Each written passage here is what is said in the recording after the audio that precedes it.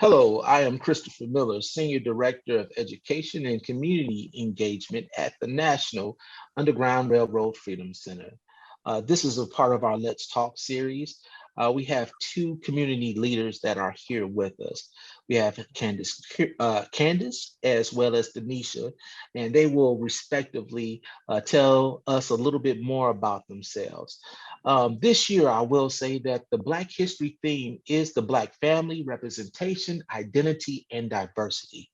The Black family has been a topic of study in many disciplines: history, literature, and the visual arts and film studies, sociology, anthropology, and social policy. Its representation, identity, and diversity have been referenced, stereotyped, and vilified in many ways, from the days of slavery to our own time. And so there are many challenges to the Black family here today that we still deal with. But we have people in our community that are making uh, amazing efforts, remarkable efforts to help heal, to help empower our community. And we have Candice and Denisha here with us today to have a conversation, a casual conversation about the work they are doing in our community. And so, Candice, if you could begin, tell us a little bit about your organization and what the work that you are doing. Sure. Hi, my name is Candice Crear, and I'm the founder and CEO of From Fatherless to Fearless, which is a nonprofit organization that focuses on fatherless women. And we help to empower and equip them on their journey to healing and wholeness. We know that fatherless women are very, very important in our society, and there's many things that affect them and are on their journey. We want to make sure that we walk alongside them. So that is what we do, and we're excited to do it. Well, thank you, thank you. And Denisha, could you tell me a little bit about your organization and the work that you are doing? Definitely. So, Denisha Porter, and I am the All-In Cincinnati Director at the Greater Cincinnati Foundation, which is funded by Interact for Health, Greater Cincinnati Foundation, and the United Way of Greater Cincinnati.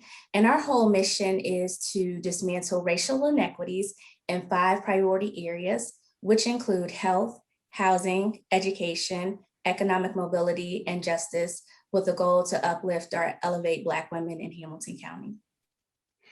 Outstanding. Deed, the theme here of you being Black women and talking, being uh, integrated into helping Black women in our community. I often think about Martin R. Delaney, who back in the 19th century talked about you can measure the health of a community by looking at the mothers and the Black women in that community. And so this is very significant, the work that you are doing.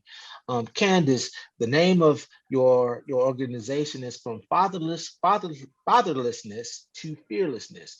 So what are some of the challenges and that you do in interact with the women that you are impacting, that you're working with? Yeah, so we know from the statistics, right, that fatherless women are in the 70 percentile of being in poverty, being on drugs, being in jail, even obesity and eating disorders. But this epidemic is really not being addressed. And so what we do is really address the epidemic. We have 4 pillars that we focus on, which is physical health, mental health, financial health, and spiritual health. And under those pillars is really, really overcoming those statistics, right? So we're wanting to help you from a physical health standpoint. We want to provide those classes to you, give you some recipes. Even from a financial standpoint, having classes once a month to just help you be financially, not only financially literate, but some things that you just may not know, right? How to budget, how easy it is with the money that you currently have coming in, how to save for vacation. And those mental health, those life classes that are very important.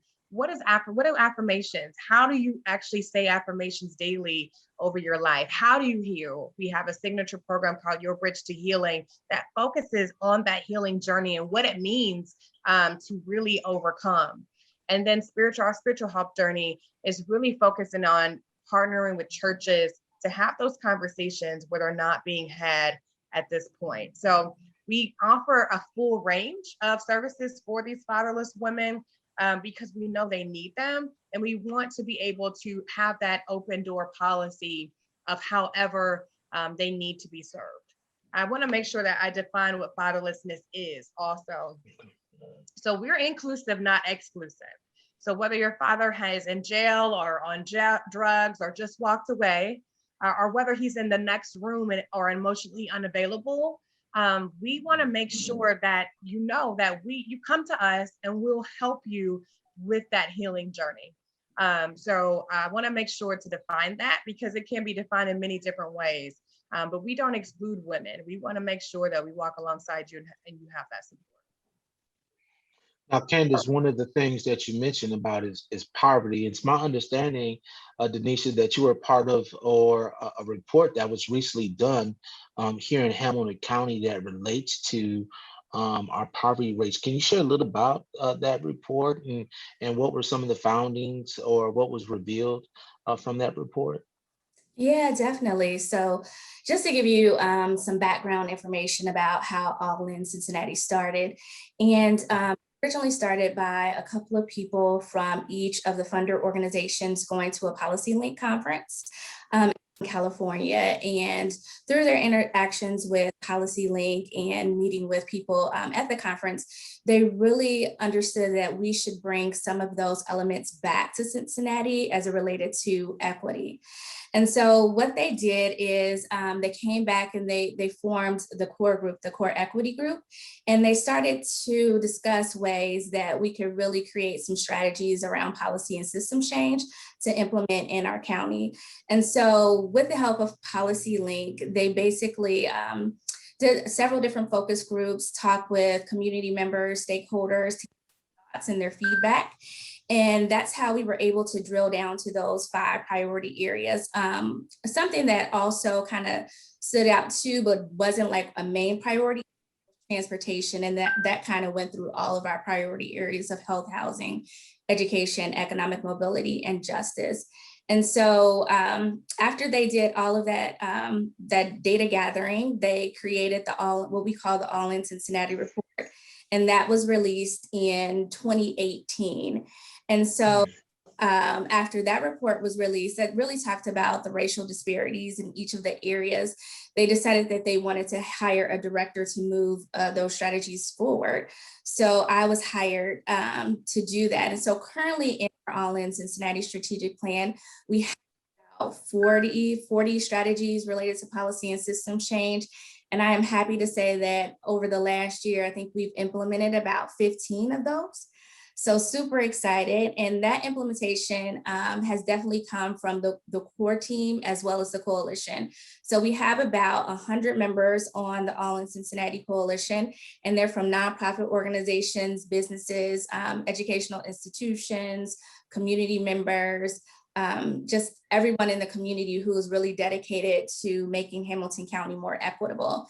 And it's really guided by like a powerhouse. And I mean, when I say powerhouse, I mean a powerhouse of a core team who really are subject matter experts in each of the areas in racial equity. And so that's how we've been able to get all of our work accomplished. And then most recently, the Women's Fund, who's also housed at the Greater Cincinnati Foundation, released a report that highlighted about 49% of Black women in Hamilton County made less than $15 an hour, which is equivalent to $30,000 a year. So the Women's Fund actually chairs our economic mobility subcommittee.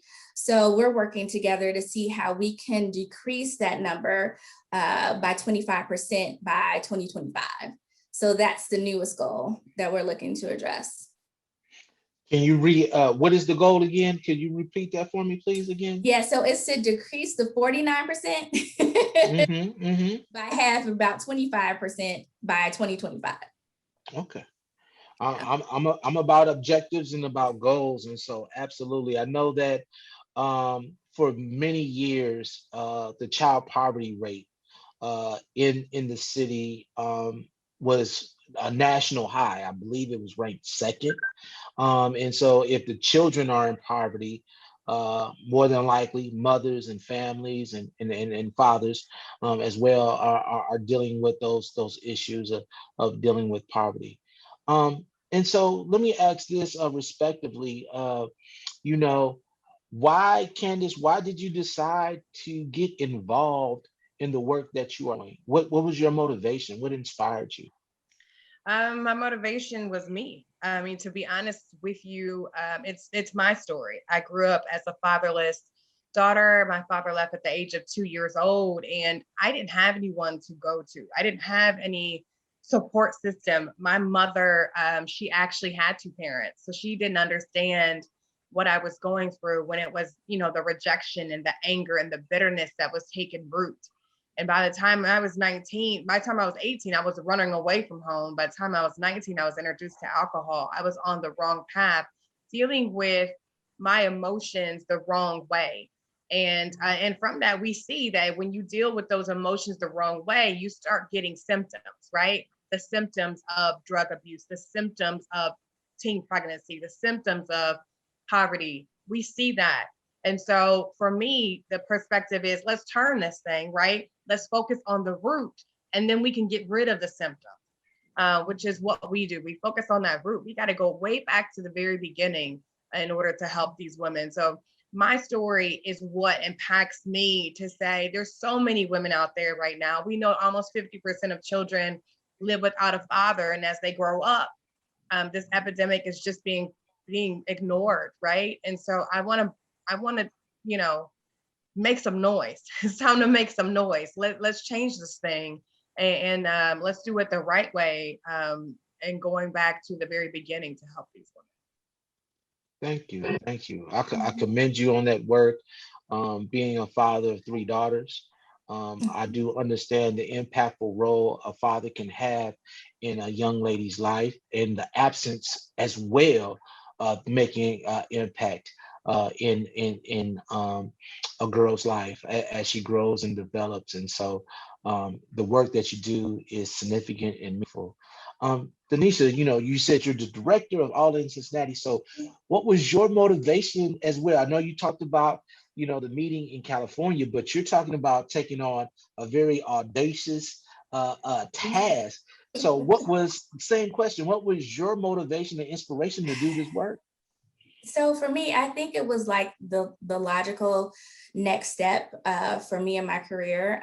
So prior to this job, I actually worked as the Director of Health Promotion and Worksite Wellness at the Cincinnati Health Department. And I also led a coalition there that was called Creating Healthy Communities. And we had about 100 members there too. And collectively, we were able to make over 400 policy systems and environmental changes as it related to health equity. So it was healthy eating, active living, and then tobacco cessation. But as I was doing that work, because of the social determinants of health framework, like I've started to get pulled into different areas. And so I'm also a registered sanitarian. So I was being pulled into housing discussions and then discussions around education. And so I just felt like, well, I need just to bring all of this together so that we can comprehensively make strategies. I think sometimes we all do our best with the work that we're doing, but sometimes we can think of it only from our perspective. But I think that when we think collaboratively and we bring the strengths from everyone together, you can really create the best policy and system change that doesn't harm or affect another area. And so with this job, I really have the opportunity to do that. And I'm truly thankful to be able to do that. So that's what motivated me professionally, but personally, what motivated me, and this is kind of how you started out the conversation, is I just think that Black women are the heart of families. And so for me, I know that I wouldn't have been able to advance in my career or in life, period, without the strong Black women who helped motivate me, who helped mentor me, who helped me, get over humps and barriers throughout life. And so I just wanted to reach back and make them proud, and then also help to uplift younger Black women who were coming up after me. Absolutely. My mother Bless her. I still have her in my life. She has always been a blessing for me. Pray for me. The strength of a mother is like no other. That sounds like a poem. I need to go ahead and pen that poem right quickly. Yep. but, but absolutely. So I see the work that you're doing respectively. I see it being part of the healing process, because you're talking about working with communities, working with individuals that have been, um, I guess, for a better sense of a word, been damaged or harmed along the way, systemically, but also, internally as far as within the home. So, do you see your work as being part of that healing, as I see it? And what is the greatest challenge that you face with the work that you're doing?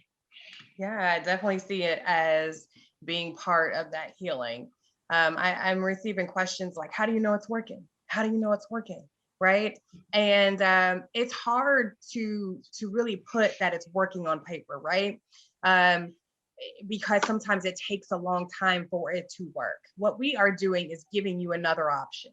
Right now, you've been going down this one path, and we are bringing light to you so that you understand that there's another option. And oftentimes, women, they don't want to confront specifically fatherlessness because they feel like they've left that behind a long time ago, right? We're over it. We don't need to talk about it anymore. It's in the past. And they don't realize that that is the root of everything else that's going on. And so, in order to make that impact, we definitely need women that are willing to open up that side of their journey, right? Not that it's a closed book anymore. They need to be able to have that vulnerability open. And oftentimes it's a traumatic experience. Nobody wants to experience trauma again, because not only is that a traumatic experience, but they could have went through multiple other traumas along the way. And we have to uproot all of that to get back to the very beginning. So is it working? Yes, it's working. But sometimes it's several choices along the way that they're making that is a change in the mindset. So we have to definitely look at from that perspective of how is their mindset and their choices that they're making, how are those actually changing, versus looking at it as if it's like immediate, like it's an immediate thing. It took them years to get here. It took them years of ignoring it. It took them years of being and making these decisions that are not, of how to cope, right? And that leads them certain directions. So it's going to take some time for them to heal. Healing, what I see healing as, is as a continuous process. Healing is not overnight. It's never been overnight. And what I will say is that both of your journeys are going to be hard, whether you want to continue on the path that you've been on or whether you want to be on the healing journey. Both of them are hard. Don't let anybody else lie to you. They're both difficult. One ends up way better than the other, but they are both hard roads. So I just want to give them the option of what is that fruit at the end that you will see once you choose something better. I think that's very important to highlight that healing is a process, because we live in a society where instant results are always demanded upon us. We want it quick and we want it fast, but in you didn't get to the place that you're at overnight. And so in order to correct or recondition yourself, that's part of a process as well. And Denisha, I want to talk a little bit about systemically. You're talking about dealing with many layers. That's economics. You're dealing with policies and things of that nature, and that can be a process, right? And Yes. and doing that, so what have been your challenges in the process of making a difference and making an impact in the work that you're doing? So as far as the work that I'm doing, the challenges, and people ask me this, and because I have such a great coalition, and I really do. Really, like they really take to heart the meaning of all in. Like they are literally all in. Like recently we called a coalition meeting, and it was emergency. We typically meet every fourth Thursday of the month, and I think this was like the second Wednesday of the month, something like that. And typically about 75 to 80 members show up for those coalition meetings, and 60 showed up for this emergency meeting just out of nowhere. And so like they really are all in. Like they will like call me, email me, text me about like if we're looking at an issue or policy, like how can I add to that? How can I be a part of that? How can I move this forward? And so for me, I don't really see like barriers from that perspective. That I'm really interested in is really, like I mentioned earlier, is bringing the youth into the work and making sure they are heard and that they are valued in the work. And so I think that that is the only barrier I see, but like they move mountains, and I'm so serious about it. Where there is a will, there is a way. But I did also want to say to Candice, I thought what you said about healing being a process, or not healing being a process, but the two journeys are both hard. Healing brings about a better outcome at the end of the day. And I think that is so important for people to know. And also with our All-In Cincinnati Coalition, we have pillars too. As Candice mentioned, her organization has 4, we have 3 pillars, and they are truth, racial healing, and transformation. And so truth, and I know we'll be partnering Chris more on this, but really talk about racial equity and narrating the voices of Black women in the community, and really bringing to light some of the hard subjects that we don't always necessarily want to talk about. And then secondly, through our racial healing pillar is really having like racial healing circles. So people can have the time to really process things that you mentioned, Chris, like systemic racism, but through the lens where we understand our common humanity together, and to also create long lasting change for an organization or for the community overall. And then transformation is all of the policy and system change work that I mentioned before. Thank you. You know, we are, I guess, hopefully moving through the latter stage of a pandemic that has impacted our community greatly, with illness, in some cases death. And so Candice, how has the pandemic affected the work that you're doing over this past year or so? Yeah, I think, I mean, for us, women are more open.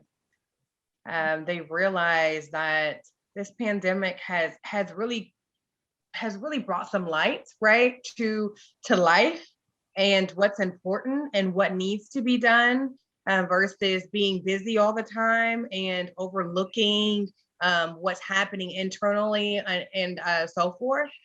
So these women are really recognizing something's got to change, and it's only up to me to change it. So that's what I would say. I think there's a lot going on in the minds of women where they're more open, and it's not about drive, being busy all the time. It's about, you know, my wholeness, my self-care, my mental stability.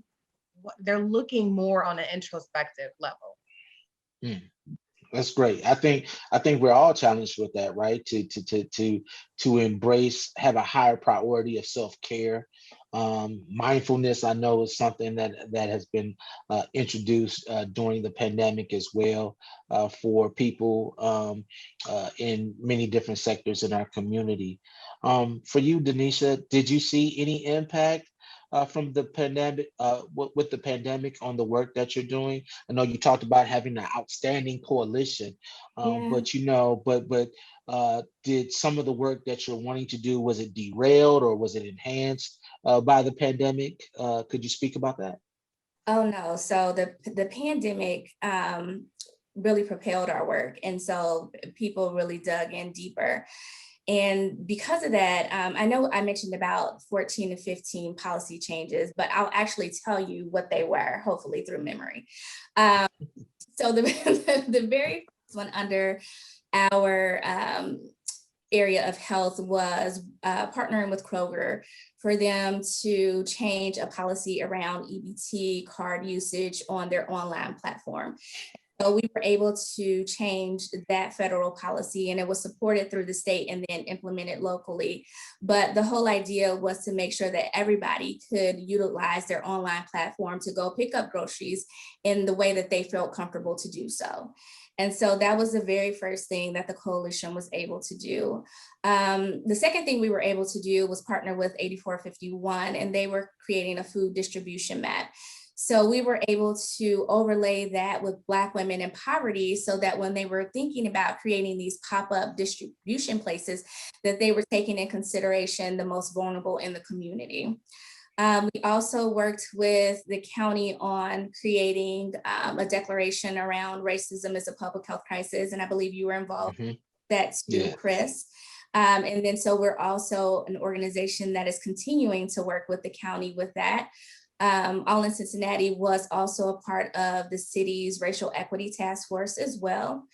And then also one of the biggest things as we started out in 2020 was to make sure that we had community testing, we had education and awareness around COVID-19, and that we created a way where we could share data around COVID-19. And we were able to accomplish all of those goals with our partnership through the Health Collaborative. And then we have even advanced to still working around vaccinations in the county as well.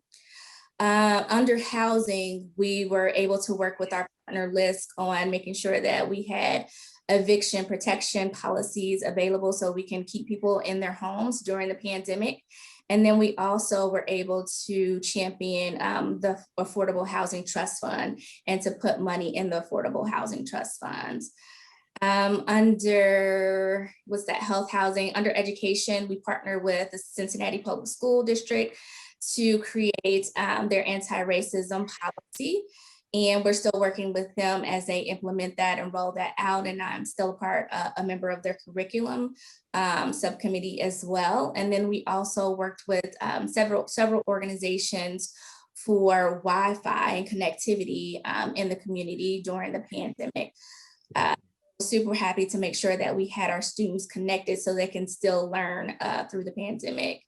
And then also we do endorsements with the coalition too. And so our coalition endorsed Cincinnati Preschool Promise, and that was a ballot initiative that passed as well. So that's health, housing, education, economic mobility. We partnered with the Women's Fund on the salary history ban. So to make sure that women have the ability to negotiate better salaries moving forward. I mentioned that statistic earlier that almost 50% of Black women in Hamilton County make $15 or below. And that is even inclusive of women with master's degree, Black women with master's degree. And so, wow. Yeah, that's huge, right? Huge. Wow. I didn't know that. So, yeah, I mean, it's amazing that you think that you will elevate, you know, it seems the standards, what we know is always different, right, for people of color. So you would think that you would have certain amount of opportunities to you with an advanced degree, but yet you're still living, you know, at that wage. That's remarkable. Right. Wow. And go ahead. No, please continue. And then, so working on that, we were able to partner on the salary history ban, and then also in economic mobility, partnering with Co-op Cincy to see if we can transition some businesses over to some employees that have been longtime employees of these businesses. And I'm specifically focused on transitioning those businesses over to Black women. And then I believe the issue that we endorsed under economic mobility was the transportation levy that passed as well. So very happy about that. And then in justice, we worked with OJPC, Urban League, CEAI, and then the Black United Front to pass healthy policing recommendations during the pandemic. And then we recently worked with City Council on passing a policy around city administration, so city department heads and council members to attend Racial Equity Matters, which is a series at Greater Cincinnati Foundation. And so they will all be going through that training. So as they're developing policies and system changes throughout the city, they can have that framework to work from. So those are some of the successes. And it was really all because the coalition wanted to move it, felt it necessary to be moved, and we're continuing to do the work. I think both of you are brilliant examples of what our community has available to us in the way of uplifting our community, providing hope and encouragement through many different facets. And so I have an amazing amount of respect for both of you and the work that you are doing. So our time is short. We're not meant to have a long winded conversation, but and so respectively, can you tell us, Candice, how can people be more engaged with the work that you're doing, be more supportive of the work that you're doing? Do you have a website, whatnot, where people can get more information? Sure. So our website is www.fromfatherless2fearless.org.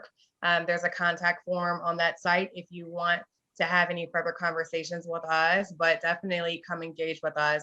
We're definitely happy to have you. Thank you. And Denisha, if for those that are in Hamilton County and want to be more engaged with the work that All-In Cincinnati is doing, are there opportunities for that? And can you expound upon that? Yes, definitely. You can always reach out to me. My email address is denisha.porter@allincincinnati.org. And our website is www.allincincinnati.org. We say there's 5 A's that you can activate around for Cincinnati to be involved. And so the first one is to be an advocate. So if you like what you hear about All-In Cincinnati, advocate for our policy and systems changes. You can also be an ambassador. So feel free to tell more people about our coalition meetings. Currently, right now, we're meeting virtually from 3 to 5 every 4th Thursday of the month, but I'm hoping that we can meet soon all together. Also, you can just attend our meetings. If you just want to be a part of the brainstorming to think about All-In Cincinnati, you can definitely do that. As we are putting in place all of these policy and system changes, we definitely need more people to help us assess what's working and what's not working. So if you feel like you have great assessment or evaluation skills, we would love to have you on the coalition. And then finally, the last A is amplify the voices of Black women. Well, thank you once again. Some museums and some institutions like ours may not engage in these types of conversations, but the greatest lesson that we can learn from our history is that we are held accountable for our communities. We are held accountable for the individuals that you may not know their name, you might not know their face, but the actions that we take and what we engage with is so important. And so we're held to a standard to be accountable for ourselves and for each other and to uplift. I commend both respectively the work that you've been doing, being brilliant examples of Black women, and so in embracing and uplifting the Black family. Thank you for joining us for Let's Talk. For more information about what we do here at the National Underground Railroad Freedom Center, you can visit our website at freedomcenter.org. Please be engaged with our resources and as well as our programming. Thank you for joining for Let's Talk. Thank you.